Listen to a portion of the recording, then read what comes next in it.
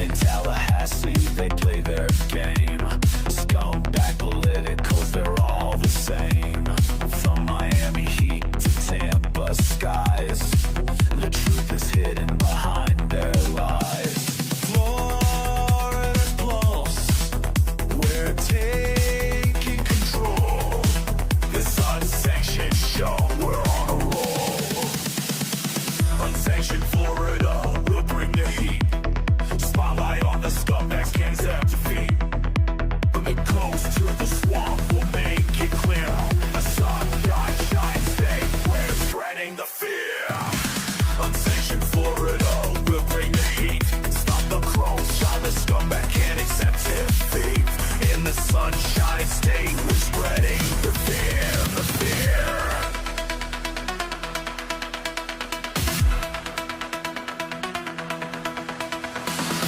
Red and blue, they try to divide, but we'll expose the truth, we won't hide. Corruption runs deep, it's like a crime wave. On this podcast, we'll be brave. Echoes of the truth, let it ring. Politicians bail, but we're the real thing.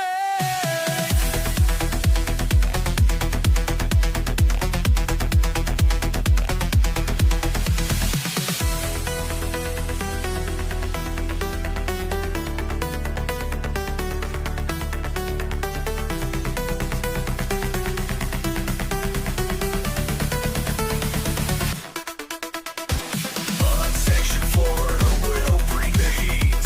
Spotlight on the scumbags, can't accept defeat. From the coast to the swamp, we'll make it clear.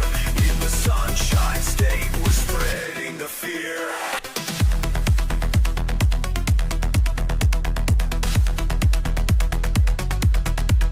So tune in, now we've got work to do. Exposing the truth, bringing it to you.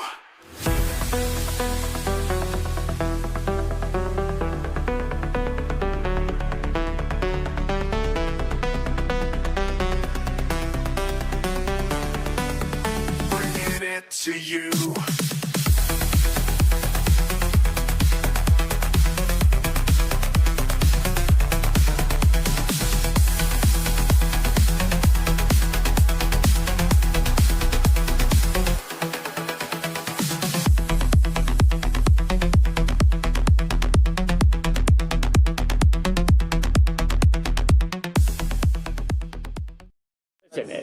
It is as bad as it can be, but it is not a concentration camp. And people should not use Holocaust references to describe what's going on behind us. And did you guys notice the bug infestation at all? Well, you're noticing it. It is no different in there. And there were bugs when we went into the empty dorm that has not yet been finished. There were bugs on the mattresses, all over the mattresses that had not even yet been used in an air-conditioned tent. So I mean, there's also when we walked through, there were the largest grasshoppers I've ever seen in my life. There were the largest grasshoppers I've ever seen in my life, hopping along around this facility. I mean, this is literally plopped down in the middle of a swamp. I also, since we were able to hear some of the people screaming, another man screamed out that he was poisoned by Clorox in the water. He was in the hospital for 4 days. Now, we were told that there was no one who was ever hospitalized overnight. So maybe he was referring to the medical clinic here, but I mean, there are really disturbing, vile conditions, and this place needs to be shut the hell down. Yeah. It needs to be shut down.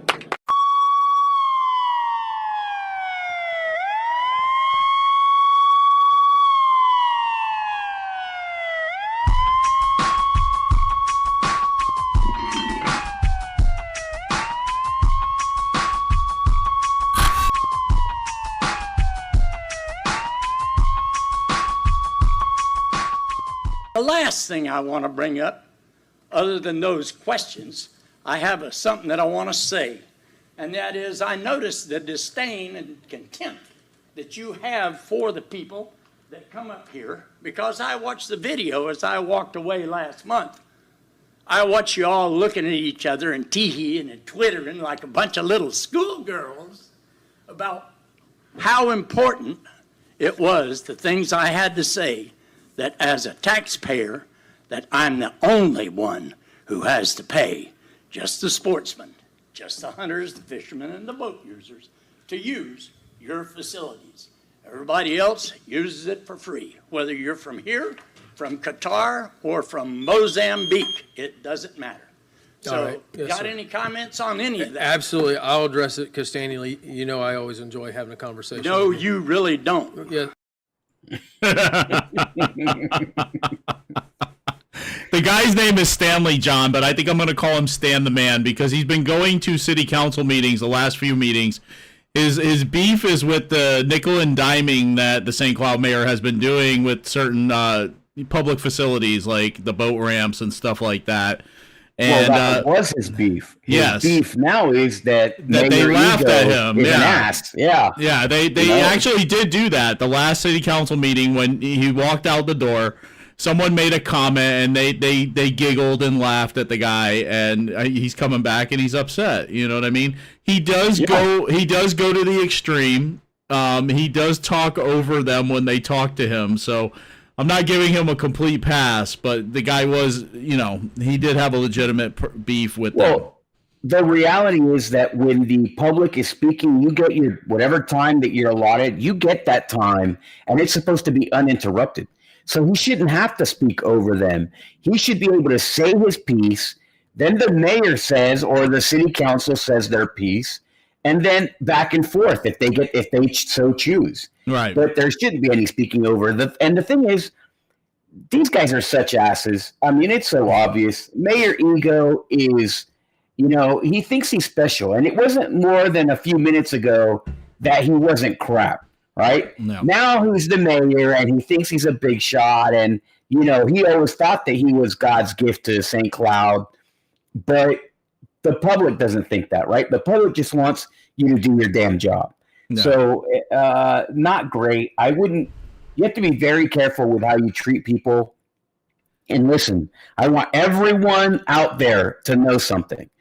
When you see a public official sitting behind the dais and they're making a face or a remark, it is intentional. Everybody's looking, right? Like I know that when I'm smiling, when I was on that school board and we had some kind of crazy blue-haired, person from Mars coming and talk about transgender BS, and I'm smirking. I was smirking intentionally. If I'm looking at you in the eyeballs, I'm looking at you in the eyeballs intentionally. If I'm showing you respect, I'm doing it intentionally. If I'm showing you disrespect, I'm doing it intentionally. Okay? It's just like with the masks that were going on, right? I did not wear a mask intentionally. All that stuff is intentional. And if you're a jerk, it's one of two things. Either A, you don't know that you're a jerk or an ass all the time, or you're doing it intentionally. Yeah. And that's an important thing for the people to consider when they watch these meetings. Absolutely. Absolutely. And then we have our Democrat friends going to Alligator Alcatraz. They believe that these people should be put up at the Four Seasons, John. It's like, this is not what the purpose of this place is. And we're going to get into more of that in a few. But yeah, they just... they don't get it, They believe that these people should be treated like royalty down there. Well, did we watch the whole thing? Because I didn't hear them say. There's actually more that we're going to talk about in the first segment of the show, but that was just to laugh at the comment that she saw the biggest grasshoppers. Grasshoppers don't hurt anyone. I mean, No, they're absolutely harmless. In fact, they're edible. Yeah, but. It's not like it's a cockroach, you know what I mean? Yeah. The funny thing is that these are people. Obviously, she hasn't seen a grasshopper, like in who knows how long. They're not dangerous. It's a complete joke. But more than that, they're stretching, right? They're looking. Oh, we heard people screaming. I mean, if anybody was screaming, it was probably the people that were trapped in a conversation with Maxwell Frost. Nobody wants to be with a Maxwell Frost in a jail, setting, right? You think Maxwell Frost jail, bad news, okay? Yeah. So that's what they were screaming about. And poison with chlorine. Come on now. Yeah. They're stretching. At least the guy at the beginning said, this is not a concentration camp. Don't call it that, right? Yeah. And right now there's so much. That was a very deep comment. Moskowitz is probably the most center of any of those people that were there. More to the center than anybody else that's there. I won't disagree with that, but I think that the reason that he was saying that is because of so much stuff going on right now. Number one, the left is like ripe with anti-Semitism, right? Yeah. And because there's so much anti-Semitism on the left, he was that was one of the reasons. The other reason is all this Epstein stuff going on, right? That Israel, in the polling, support for Israel right now has seen a real tough time just because they believe that the Israeli intelligence was participant in that process and on Epstein Island. So, that's the reason. And politicians, when they say things, it's normally intentionally, right? So there's always something behind it, and I think that's what was behind those comments. But welcome to another episode of Unsanctioned Florida, Sunday edition. This is what episode are we on here? 117. 117, July 13, 2025. Welcome. I am former school board member John Arguello. This is my great friend over here, Citizen Tom Lord. And we have a great, great show with a bunch of stuff to talk about, beginning with these morons that we saw on the top of the show. Let's say a quick prayer and get right down to business. Lord, wow. Well, episode 117. We're truly blessed to be able to do this on a weekly basis, almost every week. We really appreciate the opportunity that you provide us, not just to live and enjoy and breathe the freedoms that we get to have here in the greatest state in the nation, and in the greatest nation in the world. But we also appreciate the fact that we have a dedication to making our country better and making our state better. And that's why we do this show. And we hope that you inspire everyone to do their part, get involved, and don't let these people rest with what's going on these days. We cannot allow these politicians to just have the status quo maintained forever and ever. So let's see some changes. Let's see some push. Thank you for the last election. We are now looking, we have an election story tonight. It's just some crazy stuff going on. So we hope that you're with us through all this. In your son's name, Jesus Christ. Amen. Amen. And before we go to the state, John, I just want to put this out there and just give a shout out to our good friends, Pastor Don and Leslie Gray. It is their anniversary today, so happy anniversary to you both. Happy anniversary. All right, let's get going.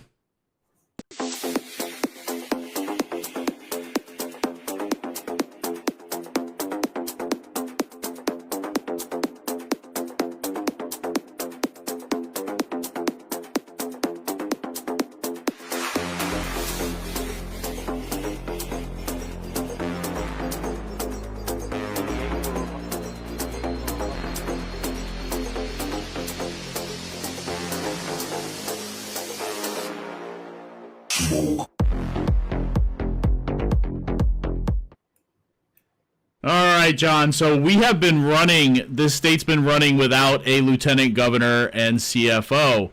So they've been talking about, and this little report here talks about who could possibly be the next members of Governor DeSantis's cabinet. Days away from finding out who will officially be Florida's next lieutenant governor and the next CFO. Governor DeSantis says his picks are next on the agenda. And our experts on all the political happenings in Tallahassee, Capitol reporter Forrest Saunders reveals the candidates from right here in the Bay Area. Here's the tax and the budget for 25-26 in the state of Florida. Shortly after signing the budget last Monday, Governor Ron DeSantis said the time for picking a new lieutenant governor and chief financial officer was, quote, next on our agenda. Those decisions have not been made, I would say, first of all. But second of all, I will say that those will be in relatively short order. Probably not, before July 4th, because, people are not going to be paying attention. But when we get back on there, that'll be something that we're going to do. Two frontrunners have emerged for the spots, heavily anticipated to get the tap. Veteran of Florida politics, State Senator Blaise Ngolia as CFO, and actual veteran, State Senator Jay Collins as Lieutenant Gov, serving only his second term. You're not sick of it yet? I don't think I'm sick of it. There's days I question, if I had hair, I'd probably have less hair. But anyway, no, it's a real blessing. Collins has been a frontline advocate for expanding gun rights in the legislature. This year, he backed the Senate's version of a bill lowering the buy age of guns from 21 to 18, which failed to pass. This is an incredibly important bill to me. It really is. I think when you look at the constitutionality of this, it is very clear what our founding fathers intended. There's already speculation Collins could use the LT nod as a springboard to run for governor in 2026, becoming the DeSantis heir if First Lady Casey DeSantis stays out. He'd likely face a tough primary against current GOP frontrunner Congressman Byron Donalds. As for Ngolia, I will answer that in 3 words. President Ron DeSantis. He's a home builder, former head of the state GOP, and a major advocate for Ron DeSantis, still thinking another presidential run could happen in 2028. Thank you so much.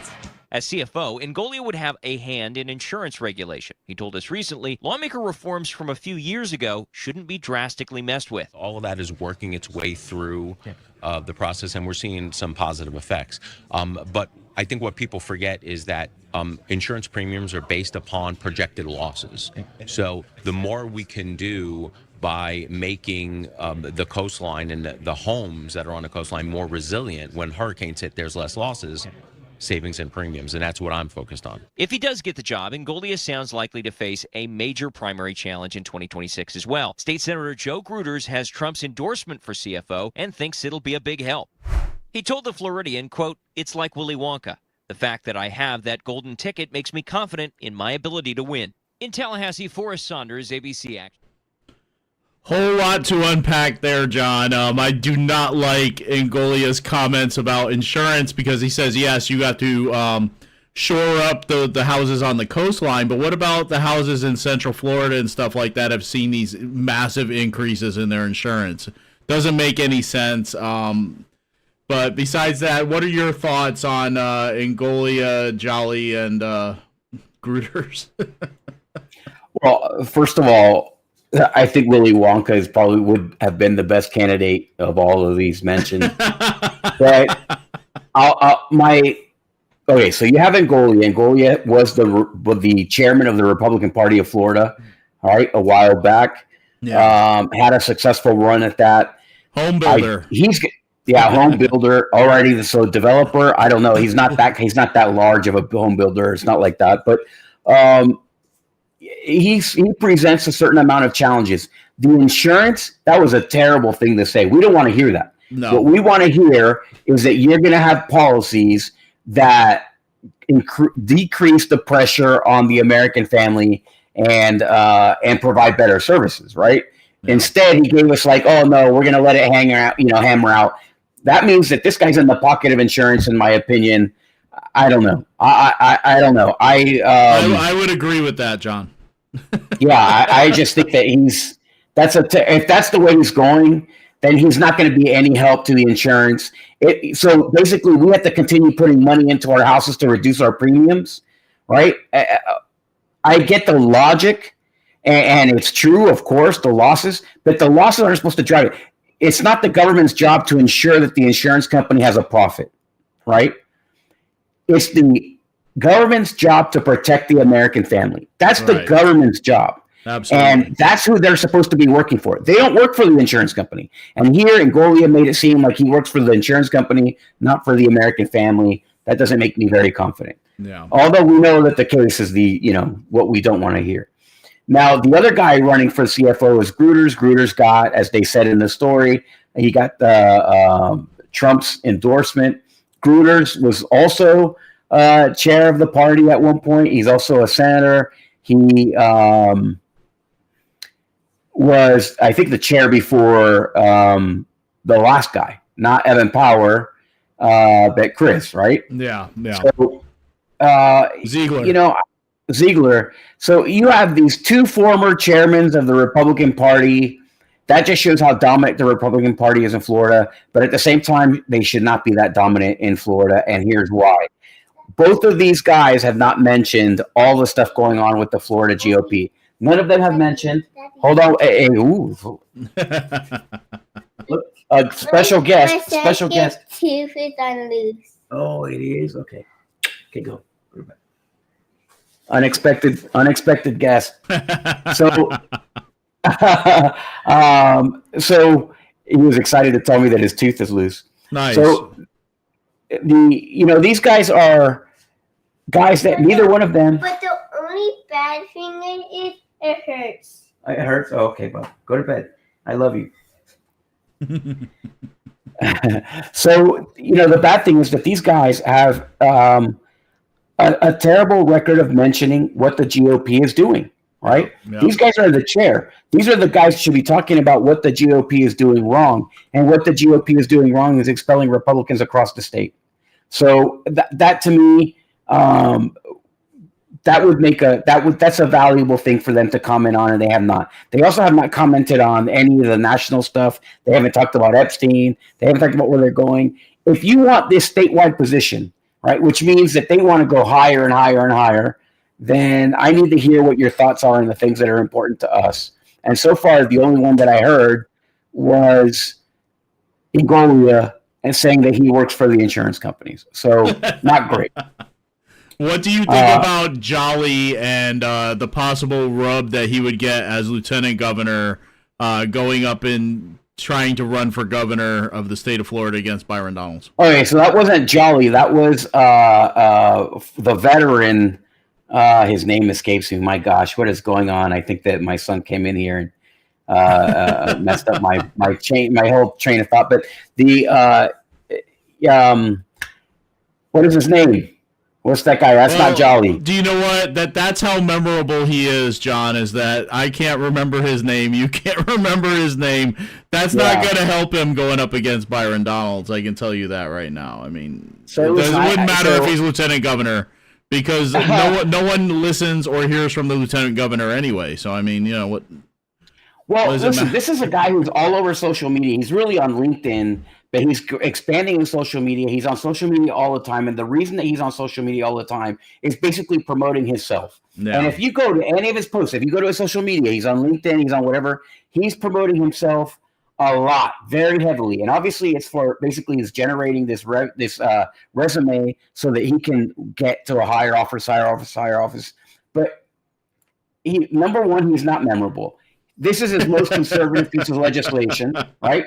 This is his most conservative piece of legislation, is basically trying to bring back down the age for rifle purchasing to 18, right? Which makes sense. I agree with him. Yeah. I had a conversation with him when I was running for state senate. He made a promise to me that he broke. I did not appreciate that. So I don't know if that's just a me thing or if he's a guy who breaks his word to everybody. But it is what it is. But at the same time, I think that he's one of the most conservative guys. He could be one of the most conservative guys in the Senate because there's not a lot of conservative people in the Senate. So I thought because we were both veterans, I'd be able to talk with him, man to man and just like open and honest. But that's not the case. I think he's a little bit too politician for me. Of course, chances are he's going to be the lieutenant governor, right? And when he's the lieutenant governor, he's going to be a pretty powerful guy, and who knows where he goes from there. I think a battle for the governorship is a waste of time on his behalf. All he's going to do is create enemies because Byron Donalds is not going to lose that primary. Yeah. Right. The only thing that would make Byron Donalds, we already talked about, there's 3 Democrats essentially running for governor and 1 Republican. Yeah. And, absent 1 Republican, or 1 third party candidate who's like America First Party, for example, of Florida, if that guy is somebody that were to run there, then it might be a different story. But even then, he'd probably still win the governor's seat. So I don't know what. Jay is his name. Jay Collins. Yeah. My gosh. Yeah. You messed me up when you said Jolly. I said Jolly, but Jolly's the Democrat. He's one of the Democrats. Yeah. So he's running as the Democrat. Yeah. So you have a former Republican running as a Democrat, and I don't think that that's going to have the effect that Jolly wants either. So Jay Collins will probably end up being lieutenant governor. I don't know who else he would pick. Normally, it's a Hispanic it's a Hispanic, right? Like if you see who was it now? Who's it? Who was the last lieutenant governor? Nunez, right? Yeah. And the one before that was a Hispanic. I would have thought that maybe they would want somebody from Central Florida. Like if Mike LaRosa was still in the House, it probably would have been him. And he's the last good state rep from this, besides Carolina Amnesty. He was the last good rep from this Central Florida. So we'll see. These guys will probably walk into those jobs, and then Gruters is going to have Gruters and Ngoli are going to have a really tough election for CFO. Absolutely. Primary election. Yeah. And who knows who the Democrat's going to be, but I don't think that they're going to win.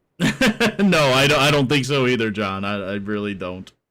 Although Nikki Fried won just basically promising weed to everybody. She would go to rallies and just promise everybody joints, and she ended up winning. So maybe the Democrat will do the same thing. Oh, John. So, yes, we did open the show, with the Florida Democrats. It was Debbie Wasserman Schultz talking about the horrible conditions at Alligator Alcatraz. So they are planning to sue the governor over Alligator Alcatraz, John. I bet you Alligator Alcatraz is better than the places that they come from. Yeah.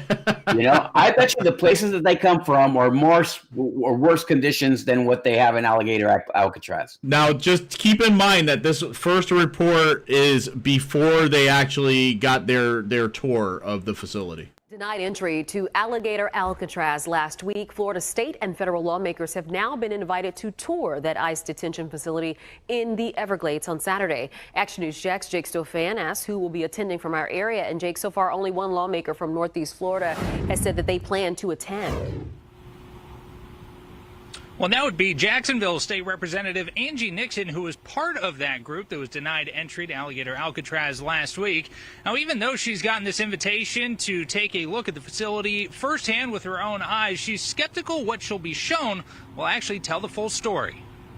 We should all be appalled about what's going on. Jacksonville State Representative Angie Nixon joined a coalition of Democratic state lawmakers last week on a trip to Alligator Alcatraz. They wanted to see with their own eyes the conditions inside the facility based in the heart of the Everglades. In regards to the lack of food that they're offering them, the lack of showers that they are allowing them to take. They were denied entry, but now the State Division of Emergency Management has extended an invitation to all of Florida's state and federal lawmakers to tour the facility this Saturday. However, Nixon is skeptical the tour will truly reflect the conditions experienced by detainees over the past 2 weeks. But we're going to ask the hard questions. I want to talk to detainees. I want to talk to correctional officers. I want to talk to food vendors. I want to see what they don't want us to see. Nixon is the only local state lawmaker who says she plans to attend the tour. These 3 local Congress members and 7 state lawmakers tell Action News Jax they're unable to attend. This congressman and these 6 state lawmakers did not respond when asked about their plans. Action News Jax was among the first and the only local station to get a sneak peek inside the facility just before it opened last Monday. During our visit, we saw air-conditioned temporary structures, a dining hall, barracks, and portable restroom units with flushing toilets and running water. A storm that blew through did result in some water flowing into the dining hall, which can be seen in the background here as the governor was talking to the press. State officials have since indicated the issue's been fixed. This has been well thought out, well planned, in an extremely short amount of time. State Representative Danny Nix does plan on attending. Unlike Nixon, the Republican lawmaker says he has high expectations for what he'll see. At the end of the day, we want to be humane, but we're not here to put a Ritz-Carlton out there for anybody that's in here illegally. Now, this is of particular interest to local state lawmakers as they may end up with an ICE detention facility just like Alligator Alcatraz here at Camp Blanding in their own backyard. State Representative Nixon says even after this tour this weekend, she and other Democratic state lawmakers plan to make unannounced visits to the facility down there in the Everglades as part of their oversight responsibilities as state lawmakers. For local coverage, you can count on live at Camp Blanding. I'm Jake Stofan, Action News. They don't need to be down there. They don't need to be given personal tours of the facility whenever the hell they want. I'm sorry, John. They don't, but let's stay there. Yeah, week. She was like, "Oh well, we want to talk to the inmates, and we want to talk to the food vendors. Why don't you just stay there for a week and see what's like?" I mean, you do a better job if you're there experiencing that, and maybe have some appreciation for the country you live in, as opposed to a state lawmaker who can't speak English very well. But we do have some footage of the Democrats after they visited Alligator Alcatraz, John, and it's exactly what you'd imagine. I mean, Anna Viascamani from the Orlando area, State House Rep. So different terminology was used to describe those who are being detained right now. So staff referred to them as residents. They wouldn't use the term inmate or detainee, but in the what they're doing is they're airing their grievances with the facility. They're going to talk about everything that they find abhorrent with the facility. Director multiple times referred to folks as inmates and detainees. So there continues to be, to Congressman Frost's point, just vagueness of what this operation actually is, who's in charge, and that I think is really important to paint this picture. When they let us in to see the cages, and we saw people, of course, yelling for help. We even heard in the background someone yell, "I'm an American citizen." They started chanting "Libertad," freedom. This guy can't speak Liberty. Spanish. And I got to tell you, I just realized he didn't speak Spanish very to well. be there for all of us. That accent is not the accent of a Spanish speaker. Partners. But this idea that the worst of the worst is inside the facility is not true. They are separating them based off The worst of the worst is at the podium. based off of orange, yellow, and red. I see Carlos Guillermo Smith there. Yeah, Darren Soto. Are inside this facility. Civil traffic infractions, suspended license are in there. So the idea that the worst of the worst is in there. I bet you Guillermo Smith would volunteer to stay there for 2 weeks with a bunch of adding inmates. to that point, Yes. I'll just add, the only people we saw there were Hispanic-looking males. That's all. Who else? Who else is she gonna? They're all gonna. First of all, something tells me that she would know the difference between a Middle Eastern guy and a Hispanic guy. You know, and of course, they're coming from illegal. They're all coming from Honduras, Nicaragua, El Salvador, Venezuela, and they're. I mean, where did she? Did she just fall off of Mars or something? How did she not know who's supposed to be there? Yeah. To know about the difference in the regard Here's the for human grasshopper life lady. and human beings between people who elect Democrats and people who elect Republicans. We all here clearly ran for different reasons than our friends on the other side of the aisle. We ran to help make people's lives better, and they ran to serve their MAGA master and remain. They didn't do a very good job of that during the 4 years of Biden, huh? No. We all will continue to fight to make all humans' lives better, and that's what our fight against these kinds of conditions in detention facilities are all about. Our fight is to make all human lives better. You know, forget about American lives, just all human lives. And you know, it's like the one guy said. You know, this is not a stay at the Ritz. This isn't a stay at the Four Seasons. They are there for a reason, and they should be happy that there's no women or children there. You know, but it's all Hispanic males. I mean, come on. What does she think? What does she think it's? And they're like, oh, these are not the worst of the worst. They have bans. They separate them according to the severity of their crime. I mean, of course they do. Number one, they do that in every prison, in every jail, right? Oh. And number two, it doesn't matter if you are the example that they gave as the least offensive crime to them was driving with a suspended license. Number one, I've done that before, right? Yeah. But if you're an illegal alien, you're already breaking the law and coming here. Then you come here and then you drive without a license. You drive illegally. Now, I just had that. I had this happen to me, right? And I think I told the story here. I had an alien hit my car, and they didn't have the insurance. Yep. And that was a big deal. And they didn't even have a license. Okay, so this is exactly what they're. So yeah, that's a big deal to me. What if somebody gets killed, which they do? Somebody was just arrested last week for hitting somebody and then trying to run off a legal alien without a license. So number one, you come here illegally and then you drive illegally, then you don't pay insurance illegally, and then who picks up the bill for that? The American family does, right? My son, who you just saw, his dad's got to pay for that for these illegal aliens. So these people are focused on the wrong people. They should be working to make our lives better, the American family's life better, not illegal aliens. They're worried about jails, about the conditions in jail. Worry about the conditions outside of the jail in your districts with the people who were born here, with the people who work here, with the people who pay their taxes, who are American citizens. Worry about those people first. Yeah. And then you wouldn't look so ridiculous when you go down the Alligator Alcatraz and complain about grasshoppers. You should be more concerned that your congressmen, your state representatives, your state senators are spending a majority of their time down there Alligator Alcatraz and not in their districts trying to do better for the citizens of their districts. It's just ridiculous. And I know Maxwell Frost and Soto and a few others have been down there on a regular basis. They've been going down there to Alligator Alcatraz because if you go to Darren Soto's Facebook or you'll see for yourself, this is all he's talking about. He's constantly going after Trump and the Trump administration, going after Governor DeSantis, talking about immigration and how poorly these illegal immigrants are being treated, that he's concerned for them. This is your Osceola County, your Central Florida Congressman, Darren Soto. And this is his concern. Your tax dollars that he's spending doing all these trips, essentially campaigning against the president of the United States, right? He's using your money to campaign. He's pretending that there's a reason for him to be at Alligator Alcatraz. He's not going to have any effect. No. He's not going to have any effect. It was a joke. What is he doing? He's just campaigning. He's campaigning. And he's using your taxpayer dollars to campaign. Yeah, absolutely.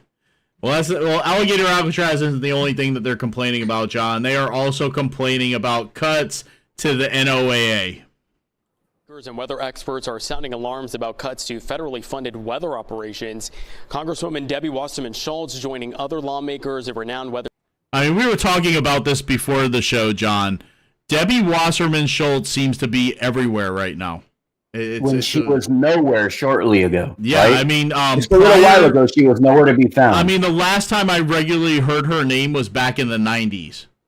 And now all of a sudden you've just seen her reemerge, Scientists to discuss the impact of those cuts at NOAA. They oversee the National Weather Service. CBS News Miami has been on top of this critical story. Now, we told you how South Florida National Weather Service operations are down more than a dozen meteorologists and that the critical lab on Virginia Key, vital for hurricane information, is on the chopping block.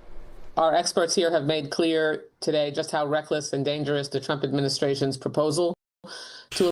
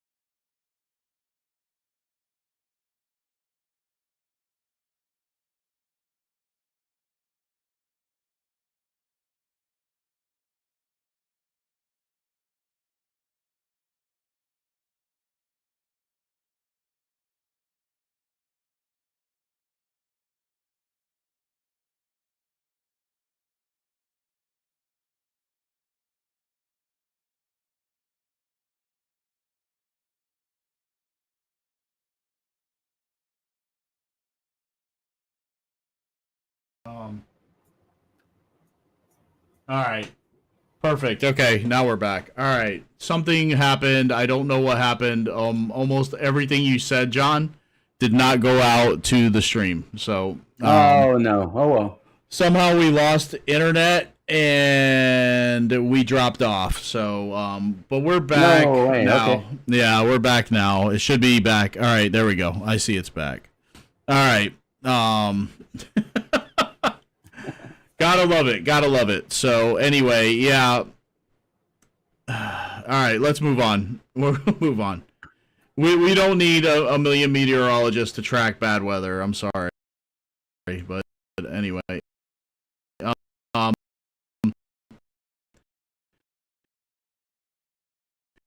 The attempted Trump assassin he himself. Ryan Routh made multiple times today. The judge did not issue a ruling on that, but we obtained documents showing some of the evidence that he wants to present at trial, and that evidence is untraditional. What's your name, Austin? Ryan? This is body camera footage from the Martin County Sheriff's Office showing the moments deputies arrested Ryan Routh. Officials say he camped out at Trump International in West Palm Beach back in September with this gun. Investigators say his intent was to kill then candidate for president Donald Trump while he was golfing. Federal prosecutors are now saying Routh has a desire to turn this trial into a circus where his supposed good character is weighed against the president. They made this claim in this filing, trying to restrict things Routh can enter in as evidence at trial. They include his autobiography, his Eagle Scout application, along with photos of him in Ukraine. It's very unusual. We showed the records to criminal defense attorney and legal expert Michelle Suskauer.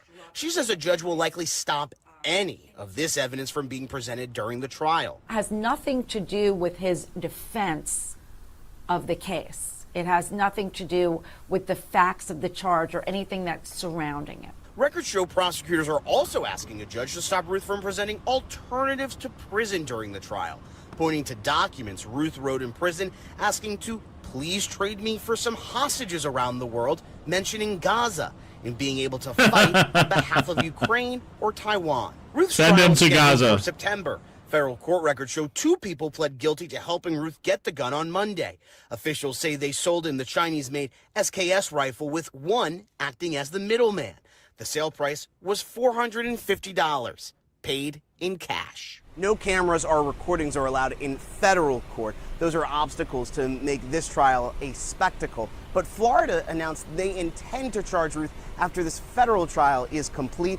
The state court does allow cameras. In Fort Pierce, Ethan Stein, WPTV News. All right, so yeah, let's trade him to Gaza, John. Let's send him to Gaza because they will do over there what we won't do over here, which is take him out, John. So I want to say this about this. This is, to me, there's a conspiracy behind this. There's no sniper that is going to go and try to shoot the president of the United States with an SKS rifle. You know, this rifle is who knows how old, right? It's from the 60s. And that's what they're going to use. I mean, no, why? For the same price, $450 or $100 more even, you can go buy an AR-15, which would be twice as effective. It's just, I don't believe it. It just doesn't make any sense. And every time, all of these shooters, all of these attempted, these assassin attempters, they are, obviously they're mentally ill, right? And I think that they must get pressed to do this type of thing somehow, some way. This guy's crazy. Yeah, he is. Right? This guy's crazy. It's pretty obvious that he's crazy. And the other guy that they killed seemed pretty crazy. Haven't heard much about him, right? No, haven't heard a word.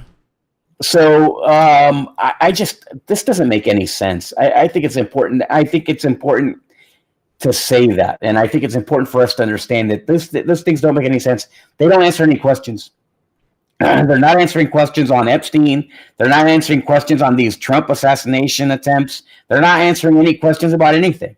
And we thought that would change in the Trump administration. So the good thing is that Florida is also going to file charges against him, right? Yes. So they're going to try on the heels of whatever happens there. Florida's going to file charges, and I think there'll be a little bit more transparency in a state agency, because it does seem like, notwithstanding what's going on with the GOP and all the rhinos that are up there, that at least DeSantis is a little bit more transparent. He wants these things to happen, and this guy James Uthmeyer seems like he's a shoot from the hip cowboy kind of guy that he'll let us know what's going on with that also. Yeah, absolutely. I just find it crazy. This guy say, trade me for some hostages in Gaza, send me to Ukraine. Send him. I would take that trade. Yeah, absolutely. Send him. Send him to any of those places, because that's a better result for this individual than putting him in one of our prisons where we have to pay for him for the rest of his life. It's a better result for us. Yeah. Send him anywhere. Well, send him to Iran. Send him to Gaza. Send him to Ukraine. Yeah, absolutely. Just send him somewhere. Well, John, the Supreme Court decided they were going to block this Florida immigration law that just got passed. On Wednesday, the Supreme Court shot down Senate Bill 4C. The law made it a crime for anyone who entered the United States illegally to enter or remain in the state of Florida. The Supreme Court shot it down, saying that immigration enforcement and the laws surrounding it are federal, not state responsibilities. It's not up to the states to try to regulate it or create laws or enforce, laws that deal with immigration when it's a matter of federal jurisdiction. Immigration attorney Richard Huber says his main concern with the law is how broad some of the language is. There's so many different layers and categories of immigrants in terms of what is legal, what is someone that's here illegally, someone that's pending in court who's not necessarily legal yet, but has a good asylum case pending. Is that someone that should be encountered or ensnared in all this? He also notes that Attorney General James Uthmeyer says they need the law because of the, quote, deluge of illegal immigration, but says since Trump took office, that argument doesn't work. Where were they under Biden? If there really was a huge concern about this, when this invasion was actually happening, where were they? Why weren't they trying to do this? Because part of this decision today talks about it's no longer an emergency, and frankly, it's not an invasion. And it certainly hasn't been for several months now. So what happens next? I mean, in this specific case, I think they're going to have the oral arguments in October. I think the case is going to go forward, and there's going to be a determination as to whether this violates the whole notion of immigration being exclusively a matter of federal law and federal jurisdiction. And I think that's going to be fascinating. Reporting in West Palm Beach, I'm Michael Hoffman. All right, so I'm not too bothered by this, John. At the end of the day, the Trump administration is taking care of the immigration problem and quite forcefully, quite well. I don't see any issue there. And if this, doesn't stand, who cares, right? Well, I think that I think that it's worth caring about because it makes it basically a 14th Amendment situation, right? Where immigration is in the realm of the federal government, not the state government. But at the same time, a state should have the right to say that, okay, well, if an illegal comes here and we catch them, they're going to be fined because that takes state resources. Yeah, right? Absolutely. Yeah, the state should have the right to say that. Absolutely. But if the federal government is taking care of everything, the lawyer there said, he goes, where were they back under Biden? Well, James Uthmeyer wasn't there under Biden. It was Pam Bondi. And we know how we feel about Pam Bondi. But at the same time, the federal government is taking care of things. I get that the state should have the right to definitely impose their own laws against illegal immigration. Yeah. But if this doesn't stand, it's kind of like, okay, well, we'll try again. It's not later. That big of a deal because of what the federal government is doing regarding immigration. Right. But at the same time, in 3.5 years, we're going to have a different president. And if that president opens the floodgates again, remember they welded those gates open right during Biden. And if they weld those gates open again, then Florida won't be able to protect itself. And if they had won this, then it would be like, okay, well, even if that ever happens again, we can send them out of Florida. We can discourage them from coming to Florida. Yeah. And that's a smart thing. And I think states should be able to protect themselves like this because then it makes every state fight for its own primacy in the United States. And all the states are kind of competing to become the best state in the best environment, which they kind of do now that this would take the gloves off, because it would basically say that we would not have illegal immigration, and that would really be helpful. Now, he was right about what he was saying. Immigrants are like, there's so many more nuances and layers to immigration. You're legal if you come in here, you don't do anything else, right? But then let's say that you try to get asylum, then where does that put you, right? Or you overstay a visa, where does that put you? You're an illegal immigrant there, but what does that mean exactly? And it gets complicated and it's kind of messy. And so I think it would be best that says, if you get pulled over, if you can't drive, if you're an illegal alien, you can't drive, right? Yeah. And if you're unlicensed, I would make if you're an illegal, I would make it like that. I would make it maybe not criminal, but a civil citation, things like that, where they have to pay heavy fines and fees, and where it discourages them from coming. Yeah, absolutely. And that's the worry, John, isn't it? That we get another president like Biden or worse, and then it would be worse if another Democrat takes office, that they would do the same things that Biden did, probably even worse, open those floodgates. All right, John. So, and even with the Trump, last thing, I'll end it with this. Yeah. Trump might have sealed off the border at this point, right? They've done a great job at protecting the borders. And now the biggest problem on the border is the northern border, where they still have a ton of fentanyl coming in from Canada. They haven't resolved that problem, which is why Canada is getting more tariffs placed on them. But the other thing is they're not deporting enough. Yeah. So, they really need to ramp it up, because you have to remember, we have almost 20 million illegal aliens here in this country right now. It's going to take a lot of work. If we, at this pace, it would take 20 years to get them all out. That's a long time, man. That's a long time. It's averaging about 1 million a year. That's what they're on target for. Wow. So it really needs to ramp up. It needs to be, 3, 4, 5 times that, in order to make sure that we are getting rid of that problem. Absolutely. All right, John. So there was a huge human trafficking bust that went down recently, and it revealed some disturbing trends about our state here. Cameras were there just last month as more than 20 law enforcement agencies conducted a human trafficking bust. Agents recovering 60 at-risk children. The majority were being trafficked. The 8 people that we arrested, it wasn't just a child. Some of them had multiple children working for them. In the old days, we used to call these people pimps. Now we call them human traffickers, but they're criminals. And now a groundbreaking new report reveals Florida has one of the highest rates of human trafficking in the country, a crime that's often hidden. Florida kind of carries as a state about every risk marker that can increase your risk for trafficking. The report by the University of South Florida's TIP Lab collected data from 30 agencies over the last year and found that within the state, more than 500,000 people have been exploited in labor trafficking and 200,000 in sex trafficking.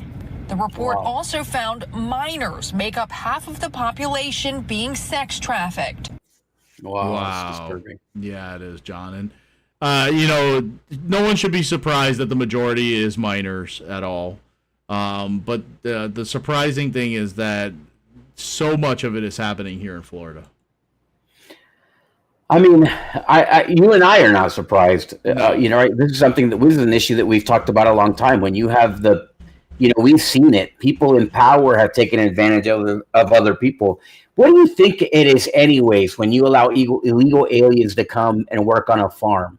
That is a form of trafficking also, right? They're trafficking these people to come here and work, and sometimes not in great conditions and so on.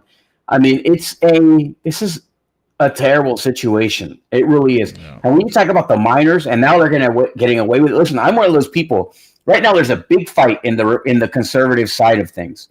And the big fight is, do we forget about Epstein because Trump said forget about Epstein, or do we continue hammering on the administration to release what happened with Epstein? I am the latter. I absolutely believe we should hammer away at the administration because they made promises to be transparent and remove this. And why is this so important to us, right? It's 2 reasons it's important. Number one, there's 2 levels of justice. Right, one for apparently billionaire pedophiles, they can get away with it, and I'll tell you why it's related with my second reason. But these billionaires are just completely gone, right? Like they get away with it, no problem whatsoever, no questions asked. They never get in trouble. They just keep on doing it, right? And it's gonna happen. The other thing is that it's the most innocent of the innocents, right? The most innocent are the people that are being abused.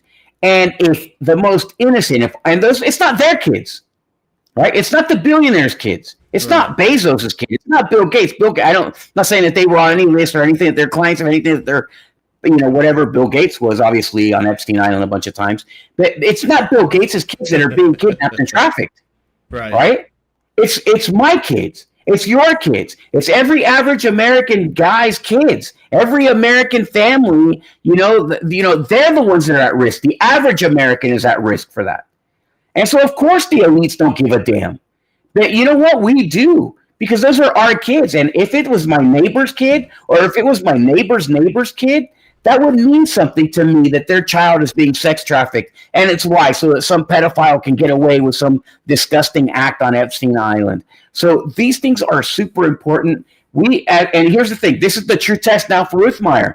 He better get on that horse. I already said he was a cowboy. He better get on that horse, and he better ride into the battle against these sex traffickers. I don't give a damn what they show. They show like the Dan Bongino, Dan Bongino and Cash Patel. They show them, and Christy Noam. They show them like if they were Marcos Lopez, making those videos. I don't want to see any of that crap. I want it to end. I want there to be no more. And if they can be catching, they might be attacking, they might be doing it, they might be putting all these people in jail. Great. I want to see the numbers. How many are left? Anybody who gets caught, if you're in a circle of it, you need to pay for it. And the best way for us to feel like you're doing that is Epstein Island victims. Bring justice for them, bring justice for us through transparency, and make that happen. And I hope that Uthmeyer really takes this on, because there's not a lot of time left. No. And human trafficking is literally the worst thing that's happening right now in our universe. Yep. And this is something that he definitely needs to tackle. I mean, we've seen him be very proactive on a lot of things. Get proactive on this, because obviously and a lot of this them is have a been huge problem. Smart things, and they've been like all political though, right? Yeah. So it's like it's all like I'm about a concern. Well, this isn't about politics now. The trafficking is not about politics. That's about law and order. That's about justice. That's about being in a safe country. So I would attack that as an issue. You can't lose on that issue. Yeah, absolutely. All right, John, before we go to Central Florida, we have this important message from you and the America First Party. Hello, everyone. I'm John Arguello, the newly appointed chairman of the America First Party of Florida. Many of you know me as the outspoken anti-corruption school board member from Osceola County, while others recognize me as a dedicated Republican who has fought for many Republican candidates and causes since 2012. Unfortunately, the party that I belong to for more than a decade and a half has failed to deliver on its promises to be better, to stand on the moral high ground, and to uphold the values that inspire voters to support Republicans in the first place. While conservative ideals have driven Republican victories across Florida, the Republican Party and supermajority in Tallahassee, in both the State House and the Senate, has consistently disappointed conservative voters. Rather than leading with integrity, they have embarrassed Republicans with corruption, election interference, and self-serving agendas. The Republican Party has had the greatest opportunity to reclaim the moral high ground and prove it stands for the values it claims to represent in 100 years. Yet as the Democratic Party struggles with basic truths about identity and sex, Republican leadership in the legislature refuses to act with honor or integrity. The Republican Party of Florida interferes at every level of local decision-making, blocking communities from electing their own leadership, manipulating Republican Executive Committee elections, and distorting primary elections. They rely on dark money and shady operatives, tactics that disgust the average voter. Millions of Floridians who fled the Democratic Party seeking to protect their children from harmful ideologies now find themselves equally disillusioned with the Republican Party, which refuses to take decisive action even with supermajorities in both chambers. Florida's voters, its American families, have made their priorities clear. They demand leadership that represents their interests. Yet Republican lawmakers continue to seek permission from lobbyists and special interests before passing legislation that does nothing but frustrate and undermine the will of the people. The reality breaks my heart, but it has also strengthened my resolve. That is why I made the difficult decision to leave the Republican Party and join the America First Party of Florida. I urge you to do the same. Together, we must send a message to both Democrats and Republicans. The American family and the Floridian are not for sale. We will not stand by while our state is auctioned off to the highest bidder. The American family and Floridians demand transparency, honesty, and integrity from our elected officials. Voters deserve action. Leaders who prioritize their interests over special interests. Leaders who will protect the community and the American family, not protect lobbyists. The America First Party stands for the American family. The America First Party stands for Florida. And the America First Party stands for America. I invite you to join us. Whether you're a Democrat who still believes in common sense and traditional family values, or a Republican who is just tired of the corruption and weak leadership of the Republican Party. Let's stand together and put America first. You can register today on the web by visiting your local supervisor of elections office and updating your voter registration card. America First will be at the top of the drop-down list on the web. Thank you, God bless you, and welcome to a party that truly represents you.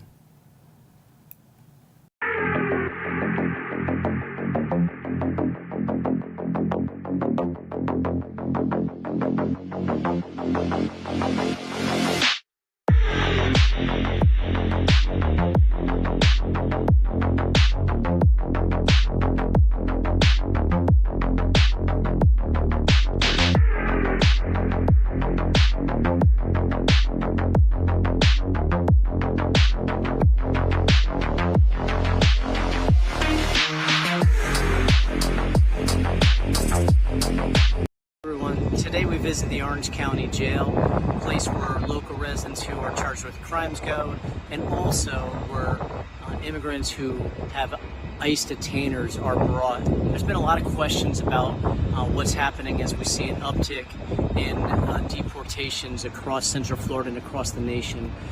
We've seen an uptick in folks who are here with no local criminal charges, though about 2/3 of the folks who are picked up have some sort of criminal charge against them. Most of them minor charges, though, like driving without a driver's license or something of that nature.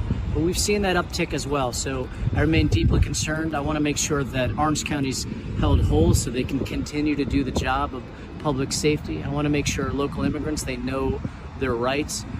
And just note locally, we are making sure we uphold our Orange County values of protecting civil rights, treating people humane, as we work on a lot of these major issues up in Washington to help with a more humane immigration program, with making sure people have better access to green cards, to work permits, and a lot of these fights will continue up in Washington, but we appreciate the work that they're doing right here in Orange County to keep people safe.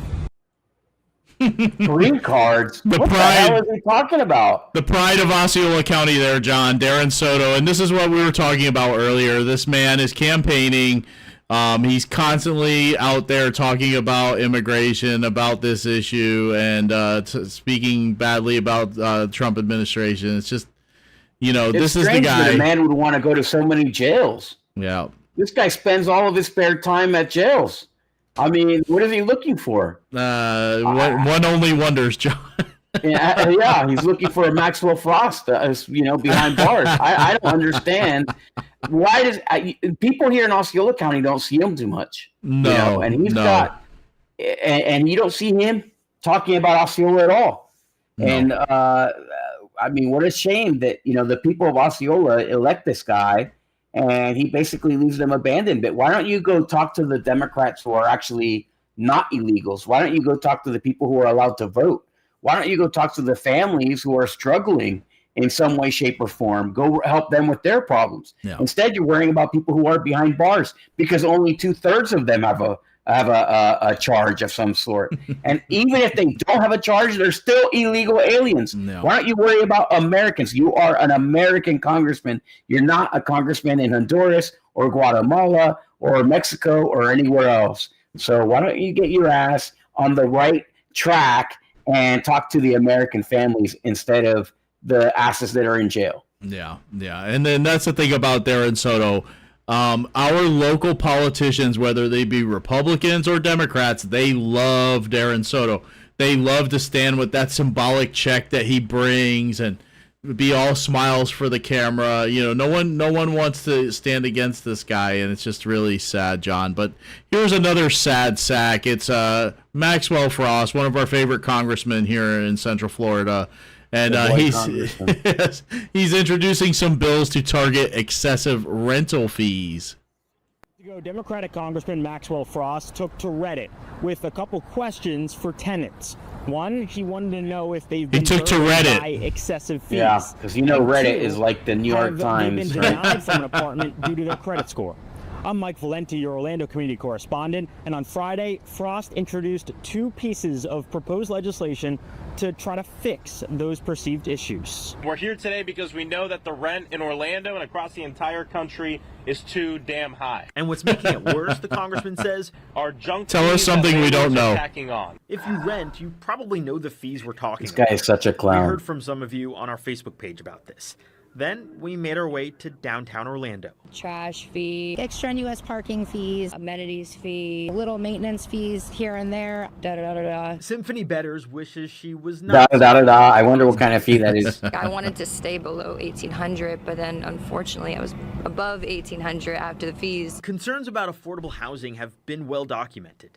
Congressman Frost cited a report from the Government Accountability Office that found a $100 increase in median rent is associated with a 9% increase in the estimated homelessness rate. His End Junk Fees for Renters Act would ban application and screening fees and require landlords to be fully transparent in rental contracts. And his End Credit Screening for Renters Act, well, it would prohibit landlords from using credit scores and consumer reports when screening potential tenants. Oh, great. But again, these are just bills for now. We've seen previous iterations of I mean, this is crazy. First of all, this is never going to pass. No. But if it did pass, what this guy's trying to do is basically do like rent fixing for the whole country. What would ever possess you to buy a house, right? And then buy another house? If you were so blessed that you could buy another house, why would you? Because you can't. You have to sell. You can only have one. And that's what this Marxist wants. He doesn't want people to be able to have property. He wants you to rent. And then what comes after renting? Right? Then your dependency on the state, because he doesn't want home ownership. That's what he doesn't like. No. He doesn't want that. And you notice, John, they went to people living in downtown Orlando. All right, if you live in downtown Orlando, you can expect to pay more than $1,800 a month, and you can expect to pay for amenities in that apartment complex or building. You can expect to pay maintenance fees and other types of fees, trash fees, maintenance fees. You know, if you live in any type of apartment and you have trash fees, maintenance fees, that's to fix your appliances in your apartment. If you own a home, you're going to have to pay for that on your own, because you're taking care of your own appliance. If you're going to have that too, your municipality to pick up your trash. It's no different, but it's like a bunch of Gen Zers complaining about having to pay for this and pay for that. Everything should be included in your rent. I'm sorry, that's not the way the world works. And Maxwell Frost isn't going to be the one to make it work that way. I'm sorry. I mean, certainly these people wouldn't want to have to move into an apartment and there not be any appliances. You have to buy your own appliance, right? To avoid the appliance fees or maintenance fees of some sort. And, trash fees, yeah. I mean, essentially, if you own a home, you have to pay. It's basically part of your utilities. You pay for garbage pickup. And so it's not like it's, I mean, it doesn't matter. It would only get charged into the rent anyways. So if you make a law that says that you can't charge a trash fee or you can't charge a maintenance fee, they're just going to roll it up into your rent and give you a higher rent price. Right. So it's not like you're not going to solve any problems with this. What he wants is ridiculous, and it's ridiculous because it'll never pass. But that's what he's going to fight over. He wants you. He in his mind, he's Che Guevara. He's promising you something, and that's what he really wants. He wants to be able to promise you something that you want to hear. Oh, no more trash fees. Okay, fine. So let's say, okay, well, fine. We'll take the trash fees off. We'll just add another $100 to your rent to cover these fees. It doesn't help anybody. No. And that's, I mean, so it's just he's ridiculous. There's nothing back. There's nothing behind what he is. The guy's a fraud. He's like a Venetian facade on a building. Yeah. It looks like it was supposed to be there, and it looks like it's all nice, but at the end of the day, it's sinking in the mud. Yeah.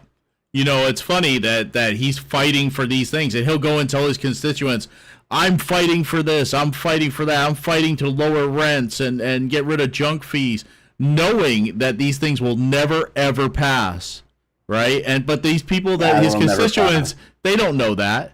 So they believe him, and they keep voting for him. It's just really a sad situation.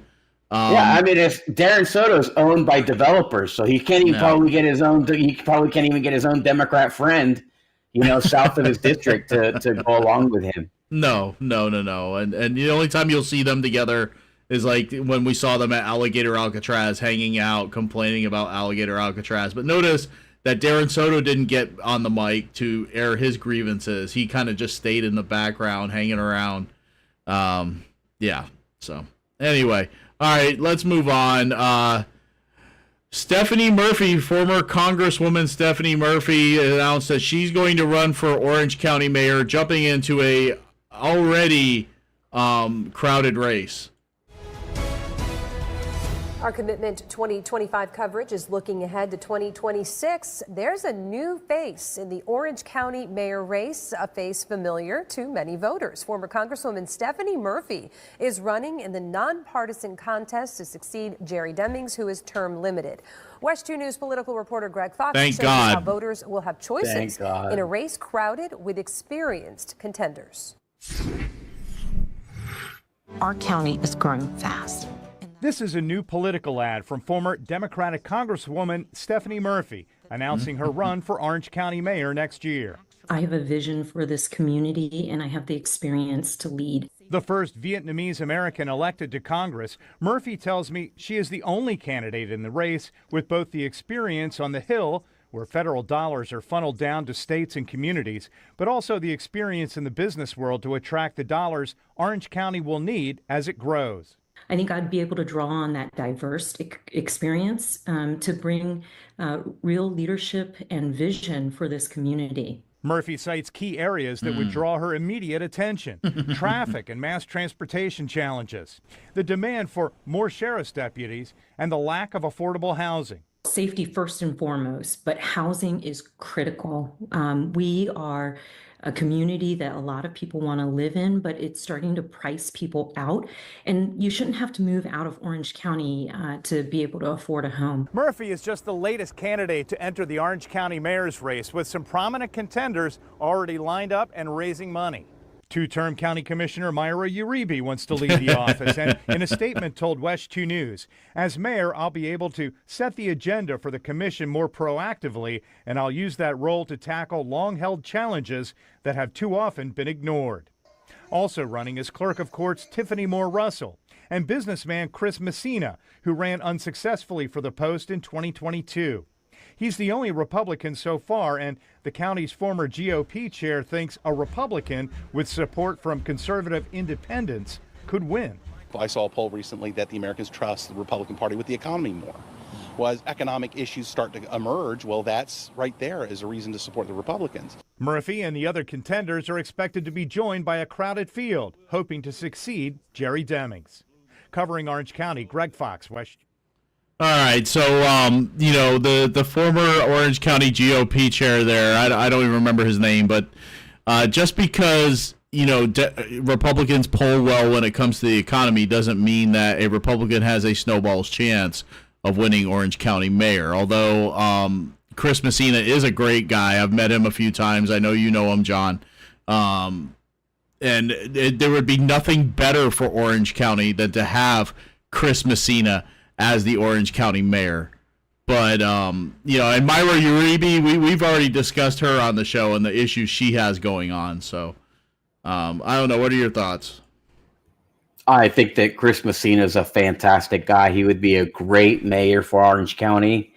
I think that Murphy's probably the most qualified person other than Chris Messina. I think that, you know, those are the two serious people that Orange County should consider. And I would never consider Murphy, because even if you are qualified, I don't want somebody who's crazy. Yeah. And you have to be crazy to run as a Democrat for anything. That's the number one thing they ask you when you know, are you crazy? Yes. Okay. How much medication are you on? So I know how Democrat you are. A lot of medication. Okay. You're very Democrat. It's, you know, you just can't do it. You can't make sense. You can't be an adult and vote Democrat anymore. No. You have to be mentally ill to vote Democrat. So Messina's by far the best pick. Yeah. The other two, you have Uribe. I mean, yeah, that's a joke of a, you know, nice lady. You know, I mean, they got all kinds of problems right now. I remember, hey, wasn't he supposed to announce, like, wasn't he supposed to answer questions and whatever, and all that died down? I didn't see any more reporting on that issue. It never happened, John. It never happened. So, I mean, there's too many questions there. We don't want any corruption. We don't want any of that. That kind of excludes her. Everybody else in that race is just, you know, I don't know what they're talking about. He said like a lot of well-known people, but Greg Fox did. But I mean, really, Chris Messina and Murphy are the only two viable options. And one of them is, do you want to be crazy town, or do you want to be successful town like of the future? And if you want that successful town of the future, Chris Messina's by far and large the better candidate. Absolutely. Absolutely. Well, this is an interesting story, John. A Groveland City Council member in a legal fight over their social media. The suspension of a city leader in Groveland is facing new pushback. City Councilwoman Judy Fike was suspended on Monday after some controversial posts surfaced on social media. I'm Lake County Community Correspondent Mark Lehman, and I'm taking a look at a new lawsuit that was filed against Groveland. It was on Monday when the Groveland City Council voted to suspend Councilwoman Judy Fike. That came after some controversial posts surfaced earlier this year that some council members are calling racist. A couple of those posts reference former President Barack Obama. Fike has argued that some of the posts, which were brought forward by an anonymous source, were copied and pasted and others were manipulated. Anthony Sabatini is representing Fike and says he's filing this lawsuit because Fike's suspension was illegal and a violation of her First Amendment rights. No city gets rid of their own members. They don't even have the power to do that. Very few cities have a charter that allows for that. And Groveland is quite literally just making up the law. So it disgusts me that they are so blatantly violative of the law. Sabatini went on to say that all of this is politically motivated, and in his eyes, Fike's suspension isn't valid, which is why she plans on attending Groveland's next city council meeting later this month. In the newsroom, Mark Lehman, News 6.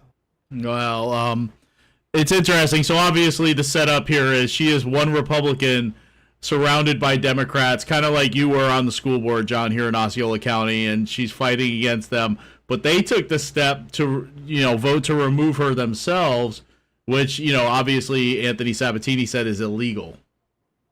Yeah, you can't do that. I mean, if it was in their charter, he probably wouldn't have taken the case because they would have been well within their rights to do so. Clearly, it's not in their charter, and they can't do that. You can't. There's only one person that can take out an elected official, and that's the governor, right? And there's only certain circumstances that he can do that. And I'm the bet, you know, like, here's the thing. You don't think that if an elected official could be removed by their own body, that I would not have been removed like 20 times? They would have removed me. They would have removed me in 30 days. You know, they didn't. They had to deal and suffer with me being there, calling them out. And the people of Groveland should be outraged that these commissioners think that their opinions of her and her social media postings are more important than their vote.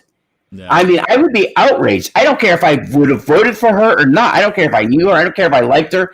I would be outraged that if one person thinks that they are more powerful than the people who put them into office, you're not. And so I hope good luck to Anthony Sabatini, Commissioner Sabatini.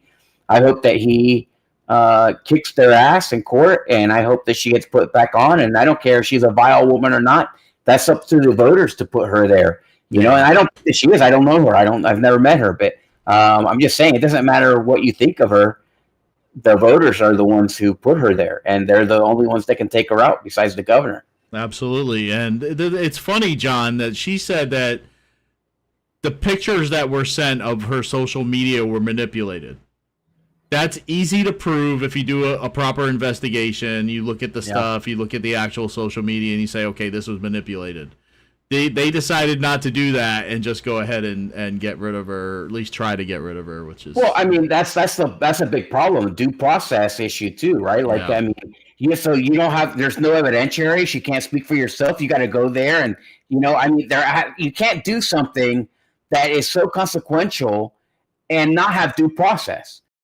Yeah. So I'm sure she's going to win, and I hope she sues the pants off of those other commissioners. Absolutely. All right, John. So Osceola County recently approved $125 million. Oh my gosh! For a performing arts center inside of Neo City. The problem is it's not going to be enough, and this is from the Orlando Sentinel. They're the ones who put this up, John.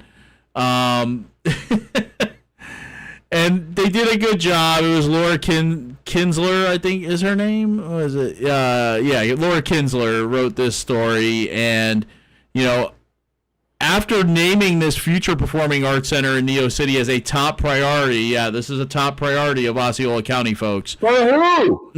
For who? Who is this a top priority for? The Osceola County Commissioners. It's obviously Brandon Arrington, Yes, of course. But I mean, like, who the hell spends $125? Look at the traffic if you have extra money, go put it in the roads and relieve this traffic. Resolve problems for your community. Instead, they're building performing arts centers. They're building 50-foot tall statues to Cheryl Bree's sexuality or homosexuality. This is ridiculous. What is going on? I cannot believe $125 million is a hell of a lot of money for them to spend on something. And you mentioned it during the pre-show, and I'm going to steal it from you. Yeah. You said that I'm giving you credit, but I'm going to steal it regardless.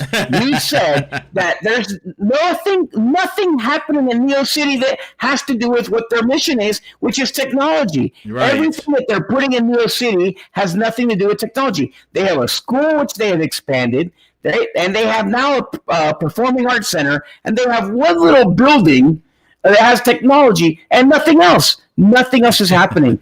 And you got to wonder. You got to listen. They spent more money in government buildings in Neo City than private industry buying into Neo City, and there has to be a reason. They needed the money.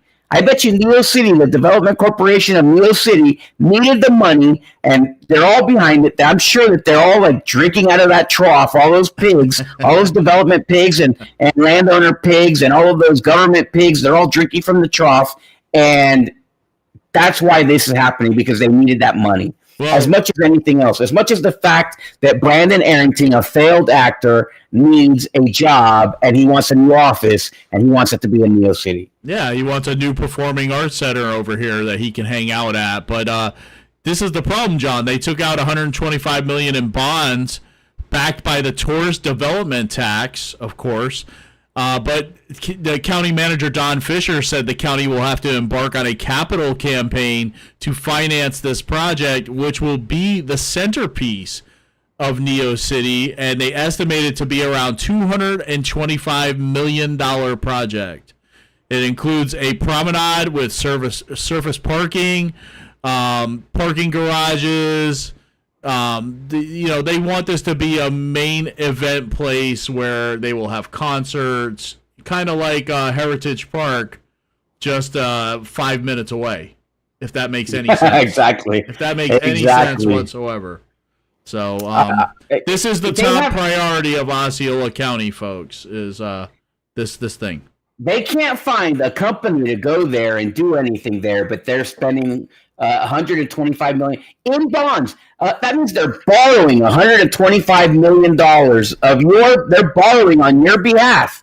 You are the cosigner. Everybody who lives in Osceola County is the cosigner for $125 million worth of bonds.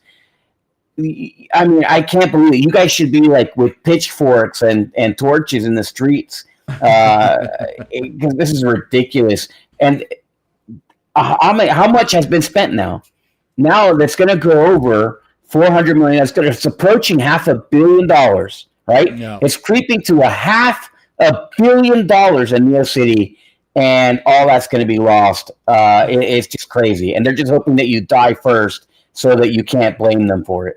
Yeah, it's just funny, John. You know, everything being built in there has nothing to do with technology. Yeah. And here we go again, and this is just another misappropriation of funds that Osceola County does. We see it with the thing they're building in Brownie Wise Park, and I know a bunch of people plan on going to the county commission meeting tomorrow to speak out against the rainbow Jesus fish that Cheryl Grebe wants out at Brownie Wise Park. Just another example of wasted funds by Osceola County and Osceola County commissioners. Just Absolutely. Unbelievable. All right, John. So the school district of Osceola County, you know very well, they are upset with the delay in federal funds. Laverne McGee, your Osceola County community correspondent. It's back to school here in just 4 weeks, but the federal government is withholding millions of dollars. It could cause an educational crisis. I have grandchildren.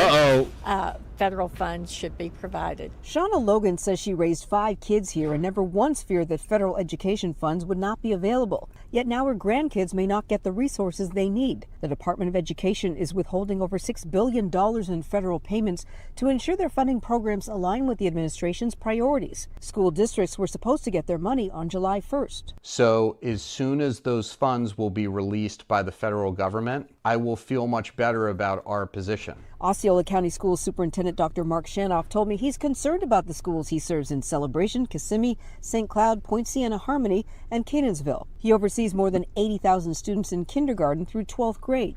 And according to their website, students come from 140 different countries and speak over 98 languages. About 25% participate in the English speakers of other languages, known as the ESOL program. It supports teacher training. It supports our multilingual students in getting them the services that they need through ESOL. It also supports our after-school programming. So how important is federal funding? Federal funding's important. How much money are you looking at? Millions of dollars. Just for Osceola? Yes. That you had in previous years? Yes. What would you do if you don't get that money? That's a good question. We're kind of preparing for any possible scenario. They're currently working on a backup plan and will be contacting local legislators. Osceola County students go back to school in exactly 4 weeks on Monday, August 11th. Your Osceola County correspondent, Laverne McGee, News 6. All right, so not to pick on Dr. Shanoff there, John, but bro, you're not that buff. You should not be wearing such tight clothing, man. I mean, I'm sorry. It looks kind of ridiculous. I mean, you know, and you're an older guy. I mean, you know, don't. No, it just doesn't look good. But they're flush with money, aren't they, John? I mean, if they're, you know, if the couple of $1 million that they're going to get, they're a little behind on, they're going to be fine, right? So school funding's a little bit different. Are they flush with money? Yeah, they get a ton of money. But all the money is controlled. A lot of the money is controlled by the state. And that's why districts are always trying to maneuver money so that they get everything into the general fund so that they can spend the way that they want. I mean, it's going to hurt them. You know, $1 million not coming to you is going to hurt you. So, you know, I mean, but they have money. They keep asking for more money. They don't necessarily need it. I was against these half-penny taxes and all that stuff. And if they took out, let's say this, if they did Doge, they would have more than enough. They would find more than enough to make up for this. So I'm willing to bet you're right. Yeah. I mean, they'll make up for this. And Shanoff is a smart guy. They'll find it. They'll find the money. They're not gonna, Yeah. It puts them in a tough situation because you like you get your tax check and then you get a bill that comes in the mail at the same time you get your tax check, and it kind of ruins your plans. That's what their issue is right now. Yeah. Well, they shouldn't be spending those funds before they got them anyway. So anyway, let's move on, John. Let's move on from that. And finally, John, finally, the local news media is talking about former Sheriff Lopez's Chinese connections. This is great because it took them. We were talking about this Chinese connection 2 Florida shows ago. And now the media is finally caught up. They're talking about Ying Zhang. Accused her of being part of the illegal gambling ring conspiracy that landed suspended Osceola County Sheriff Marcos Lopez behind bars. Now West 2 Investigates is uncovering more information about the co-defendant, Ying Zhang, the only one who has not been booked into the Lake County Jail. West 2 investigative reporter Justin Schecker is live for us in Orlando at one of Kate's businesses, Kylan Realty. Justin, what else have you learned about her? Well, Stuart, first off, we only know this co-defendant's name because when Governor DeSantis suspended Sheriff Lopez, he included this unredacted court document displaying her name. Now, West 2 Investigates has learned 2 contractors from this business filed civil complaints against Ying Zhang, and now Orange County deputies have opened a separate criminal investigation. Her name is now blacked out because she's the only one of the 6 co-defendants who has. It should be highlighted. The first co-conspirator being Miss Zhang, also goes by Kate. The statewide prosecutors say they have numerous text messages between Kate and the suspended Osceola County Sheriff Marcos Lopez. Those direct text messages evidence that he was using his influence as the sheriff even prior to election, indicating he was very respected in his community to facilitate the illegal enterprise. There's screenshots of slot machines and things of that nature in those text messages. In the state's document laying out 26 predicate incidents for bringing racketeering charges, prosecutors say Lopez and Kate engaged in money laundering in October 2019. After the arrest of his estranged wife, the statewide prosecutor said, I love that picture of Robin Lopez. Kate and Robin Lopez containing a W-9 tax form. Mrs. Lopez's defense looks like attorney she could Michelle kill Yard somebody. says her client had nothing to do with a conspiracy to operate an illegal gambling enterprise. The case is going to be progressing now with or without Kate. A source told West 2 Investigates Kate is believed to be out of the country and living in China. On Colonial Drive near Pine Hills in Orange County, Kate ran Kylan Realty with Julius Melendez. He's the former Osceola County School Board member who is Lopez's campaign manager during his first run for sheriff in 2020. Melendez has not been charged in connection to the state's racketeering case. Aww. The Orange County Sheriff's Office provided us this incident report filed in June. Deputies are investigating. Melendez claiming Kate forged his signature on complaints from state business regulators. They were sent to Kylan Property Management in late May. Melendez writes, I did not sign either of the documents. This is very alarming since this is a formal complaint by the state of Florida, and I am unaware of how many other documents were signed on my behalf without my knowledge. West 2 Investigates uncovered 2 civil complaints filed against Kate in Orange County in 2023. 2 independent contractors from Kylan Realty accused her of fraud and breach of contract. Last November, the judge entered final orders that Kate owes those 2 plaintiffs a combined $300,000. The full extent of Kate's role in the alleged illegal gambling ring is in the sealed 255-page affidavit, which Attorney Yard has read. There is certainly a very thorough investigation that has been completed in the last couple of years on these alleged gambling affidavit establishments and their ties to the other co-defendants. And we should mention the United States does not have an extradition treaty with China where Kate is believed to be right now. I did reach out to Julius Melendez requesting an interview today, but did not hear back. The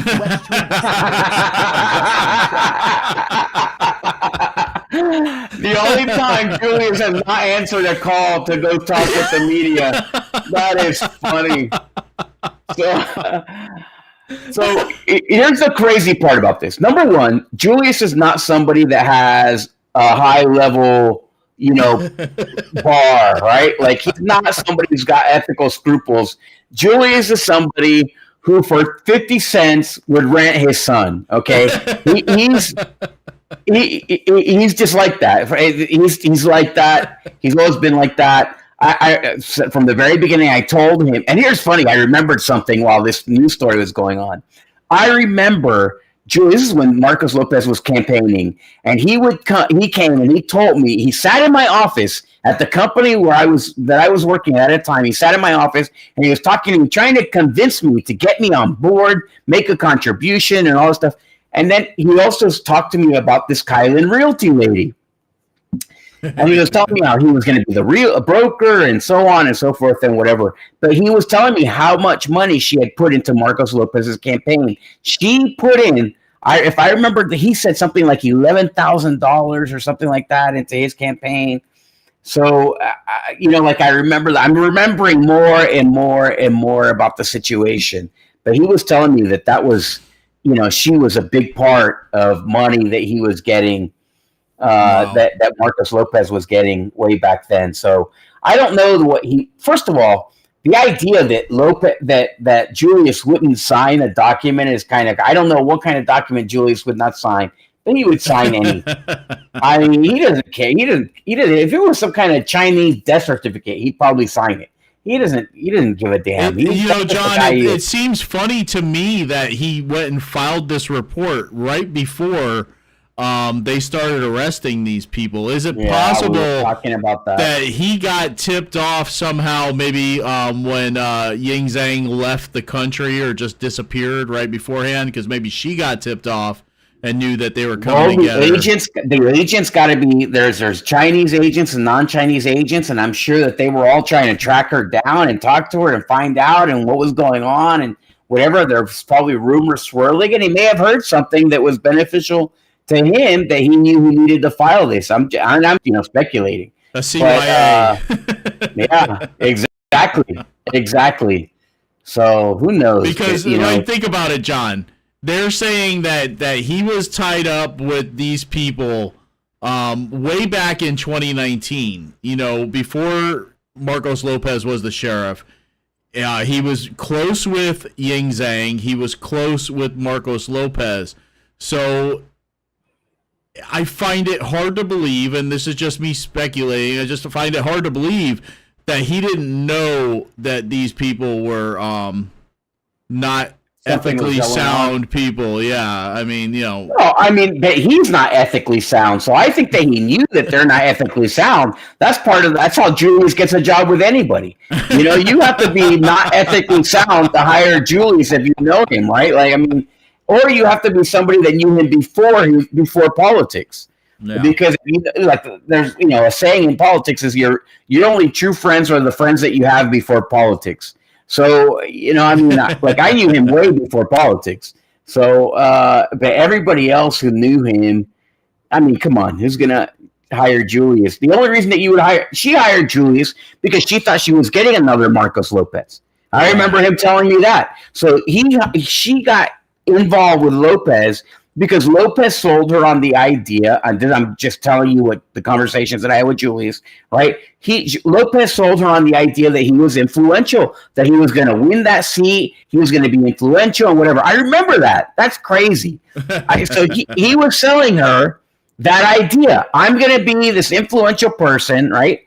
So she went and she hired Julius. Why? For the same reason. Julius is an influential person. He's an elected official. That's why she hired him to be whatever.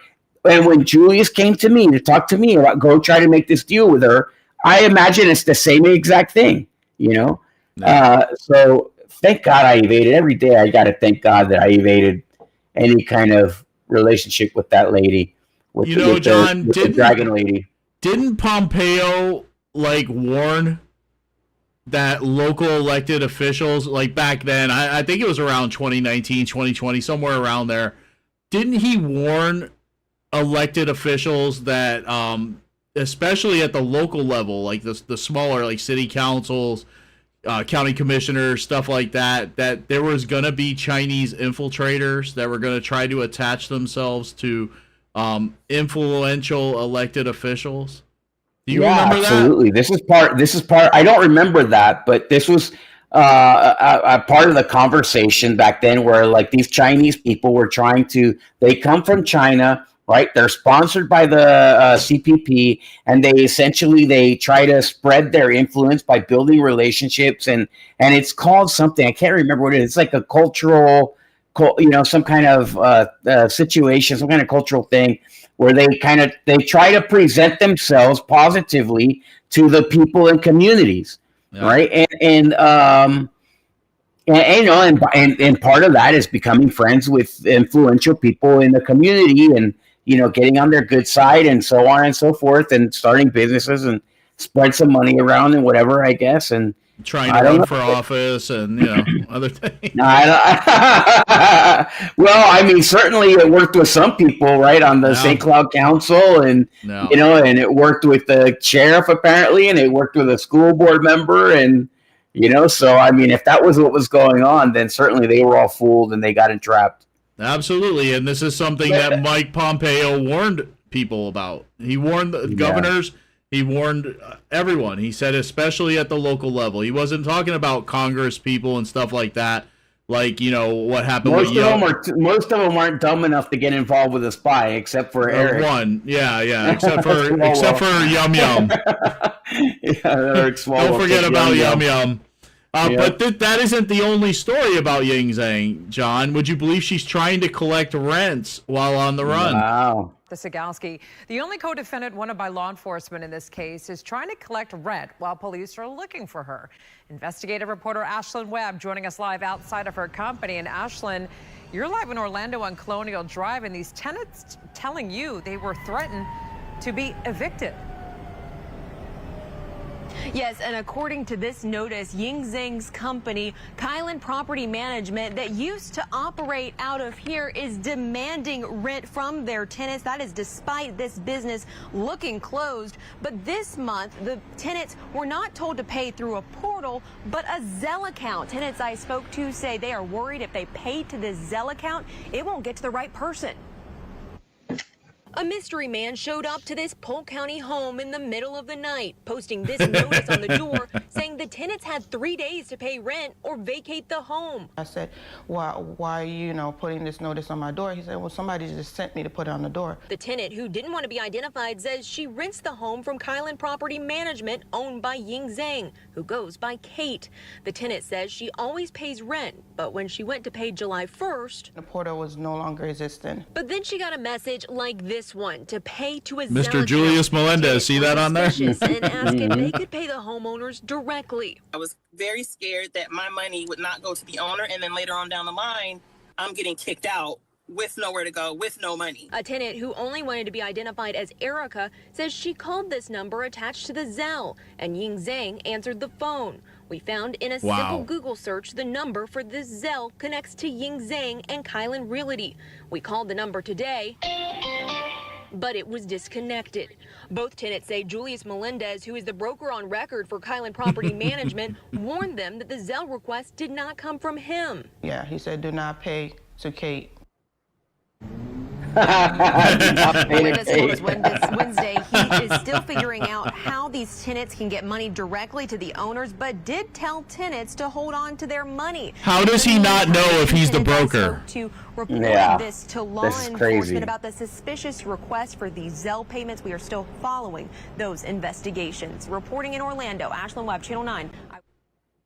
How does he not know if he's the broker? I mean, that doesn't make any sense, John. I just, Julius, he's been in the news quite a bit the last 2 years here, and not for anything good, John. No, he really hasn't. He's really just destroyed himself. I mean, everything he does turns to crap. It's just like everything he touches. I warned people too. Here's the thing. I've known Julius for, I don't know, a hell of a long time, more than 20 years. And he goes through like these phases where like everything he touches turns to crap. And then he has a good idea. And then everything he touches turns to crap. And then he has a good idea, and just he's been on a run lately, man. It was like thinking that he's, You know, some 18-year-old is interested in him for one day, signing up with Kylan Realty, Chinese spy the next day. I mean, it's just, you know, Marcos Lopez, you know, is another, you know, obviously not a good move. It's just bad. Yeah, I mean, it's just a mess, and I would not be surprised if we see other people connected to this go down. I mean, we obviously saw. I would love to see more people go down for this. We obviously saw the sheriff's wife get arrested and caught up in this, and yeah, but forget her. I mean, she's, you know, I have no interest in her getting. I don't know anything about her. I don't want, you know. I would love to see the county commissioners, because I believe that the county commissioners knew this was going on, and I mean, I'll always believe that you as a county commission, you don't know that something.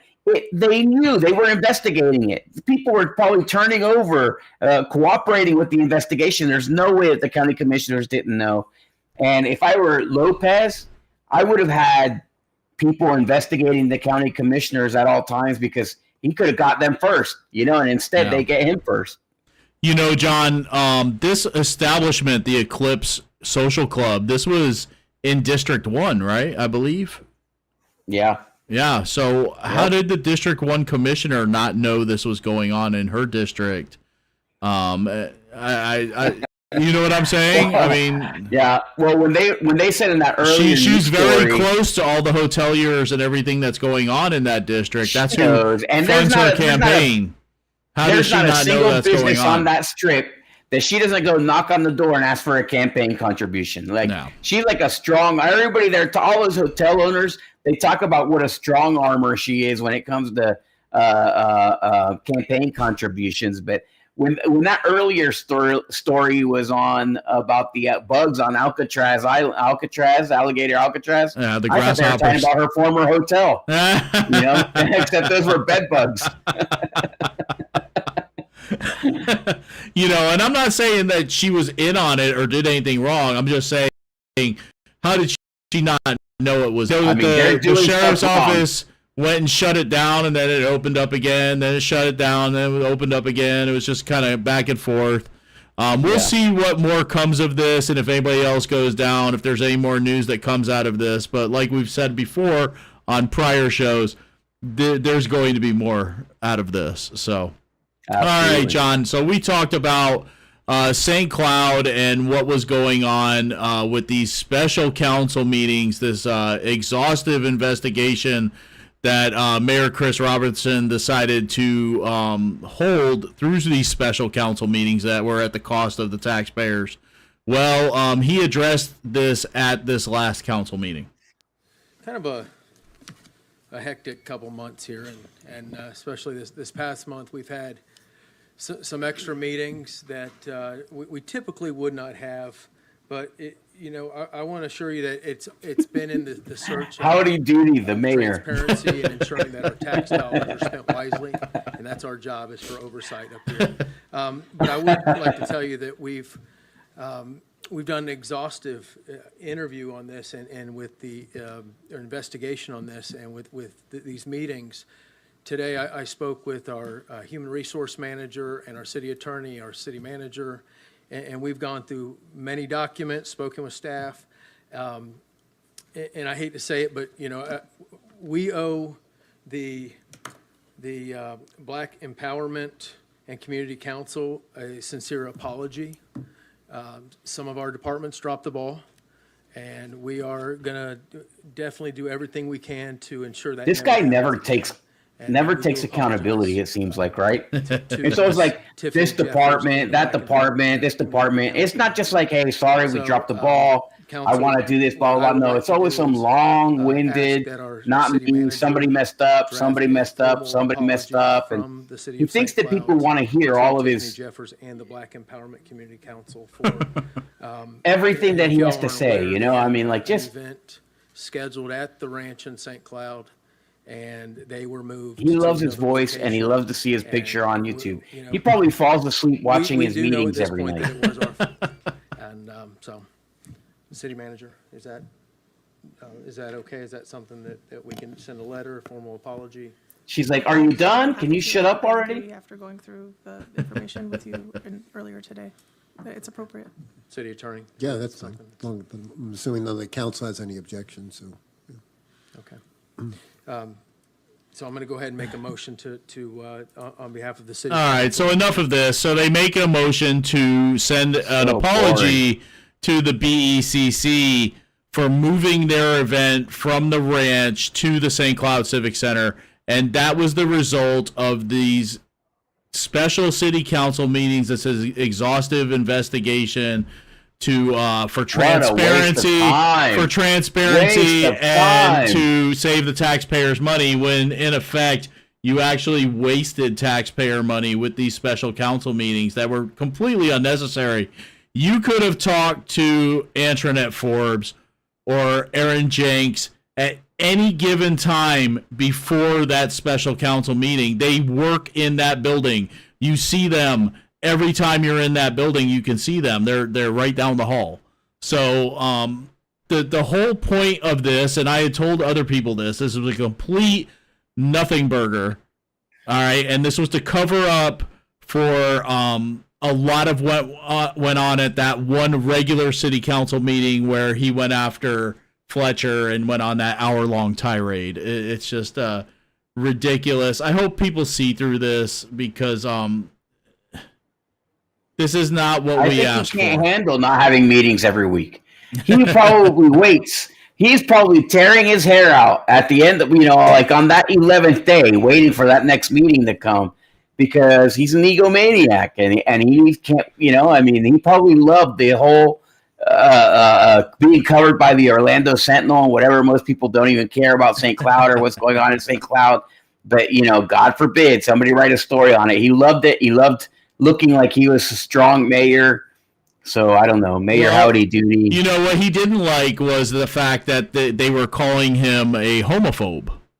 All right, yeah. And that's what he was worried about, because I'm guarantee you he's constantly worried about the next election. So that's what he was worried about. He's like, oh my God, they're calling me a homophobe. Now I'm not going to get those Democrat votes. I have to do something about this. And that's what happened here. Nobody's it turned call into a search for taxpayer dollars. Yeah.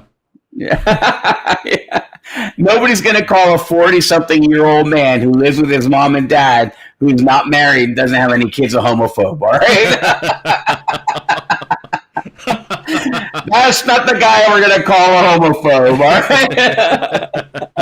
We know you. I saw a picture from Deputy Mayor, do you think I'm a homophobe? No, I don't think you're a homophobe, he said. You might be part of that word, but not all of it. Oh my God! John, I saw a picture from the 4th of July at the lakefront, and it was Robertson with Councilwoman Paul, Deputy Mayor Gilbert, a police officer, and Mariema Bachelder. And I saw that picture, and at first glance, I thought they had found a lost child. And I was like, are they calling for the parents to come and find this lost child? But I was like, wait a minute, no, that's Chris. That's Mayor Howdy Doody. Yeah. So I'm really hoping this is the end of these special city council meetings. I hope that they focus on the business of the people instead of the business of the personal, which is what these last two special city council meetings were. Believe that. Yeah, absolutely. Believe that. And one final note, John. History has been made in local elections here in the city of St. Cloud. We're going to break it here. History has been made. Ken Gilbert filed for re-election, and on June 30th, he dropped 6 figures into his campaign account. This is the most money ever on a local St. Cloud City Council race, whether it be mayor or any of the other seats in the city of St. Cloud. It's never gone to 6 figures until now. Ken Gilbert wants to hold on to this seat at all costs, and he dropped $100,000. He loaned himself $100,000, and this is a bet. This is a bet, John, and this is to put out there to keep anybody from running against him.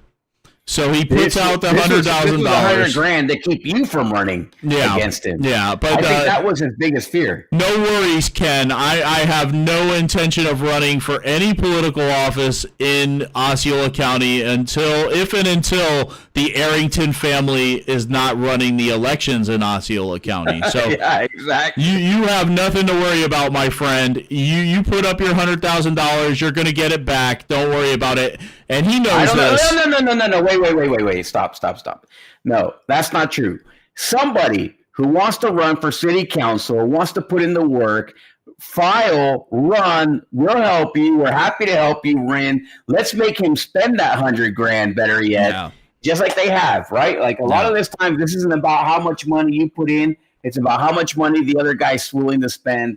So let's make him spend it all. So let's get to it. You want to run for St. Cloud City Council? Give us a call. Reach out to us. We want to help you win that race. So let's do it. If he's not worried about anything, why drop any money into that? Because no one has filed against him. So why drop any money in there? That's to tell people don't even bother. Don't even bother running. So you're disenfranchising anybody else from wanting to get into this race. He's trying to buy a seat. Yeah, he's buying a seat. And it's disgusting. But you know what? That's not the most disgusting thing that they've done since they've been in those city council seats. I think those comments about that Pride event were really disgusting. Yeah. And believe me, he probably had to put down the $100,000 because he knows that those comments are going to haunt him going into this election. And he's somebody's got to run. Anybody else runs against me, I might be in trouble. So here, I'm going to drop this and I'm going to buy my seat. Here we go. Mm-hmm. It's just really disgusting. Good job, Ken. The last time he ran in 2022 where he ran against me, he spent $65,000. So, you know what's funny is that a lot of the people that were supporting him were all these like super Christian, supposedly, right? Yeah. Super Christian people, whatever. Like we're so Christian. Everything we're offensive. Everything, people who, like making magnolia pies and stuff and whatever. But then this guy comes along and is like, the Pride event of all time. Bring your kids. Let me show your kids these hot dogs. It's like all kinds of gross stuff. Okay, so I guess, all that stuff went away, right? No. Okay, whatever. I like the people who are more honest about who they are than the people like Soto who, whatever isn't, I don't like when people I'm not saying this is completely irrelevant to what I just said, but when people get married to throw off the scent of the people who know there's something about you off, I prefer the people who are honest. I have respect Fletcher. I respect Fletcher. I think Fletcher is somebody who speaks his mind. He talks about his cause. He wants you to vote on things. I mean, I like him. I don't like a lot of his votes. I don't like anybody who's associated with the establishment, but nonetheless, I have respect for him, right? I had respect for the other kid. What was his name? Urban. But I mean, he's like a puppet with a big hole on his inside, and they just vote for him. No. I don't like that. I don't like men of men age, but don't act like men that don't decide for themselves what to do. I don't like that. There's only a certain point where you can act like, like the Bible says, you put things that are of the ways of a kid down and you pick up the things of a man. And when people don't do that, it's just, I don't know. Yeah. There was a lot of people that did support Ken Gilbert, like you said, John, that are supposed to be these ultra Christian people who, hopefully they see something completely different at this point, but I don't think they will because it was more about their personal relationships with this man and not about their Christianity or clutching their pearls about something that I got blamed for that I filmed and produced 4 or 5 years ago at the behest of the current mayor of St. Cloud. So that they all supported at the end of the day. Yeah. So yeah. Sorry. Not sorry. Anyway, all right, that's it, John. We've done enough damage for the evening. Thank you so much. We love you. Please like and share the show. We'll see you next week for Unsanctioned America. A ton of stuff to talk about there. The inner war between MAGA is outrageous There's right a lot now. to talk It's about. just- There's wow. a lot to talk about. Yeah. And so we'll bring it to you next week. Stick with us. On behalf of myself, former school board member John Arguello, my great friend over here, citizen Tom Lord, thank you. Have a good night. God bless you. Bye. Well, I mean, I was entertained, to be honest. I think it is rich beyond measure. The fact that a school board member that has tens of millions of dollars of conflict of interest before this board has the courage to come up here and talk about anyone's behavior. If anyone should be ashamed of themselves, sir, it should be you. And I'm in favor of you being able to speak your mind, no matter what. That's how we get, remember when we were kids, right? And you had a problem with somebody, and then your dad would kick you out to go fight with that kid, and then you shake hands, then you go home, and then you become friends with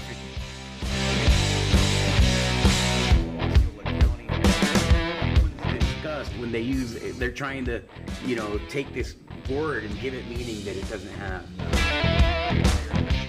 Our entire country needs to go through a fasting. You see all of these new age hippies, right? They're constantly fasting. They're doing starvation diets, or they won't eat for this, or what is it called? Like some kind of intermittent fasting. It's not just us, and not just fans of President Trump, MAGA Republicans. We're not the only ones that see it.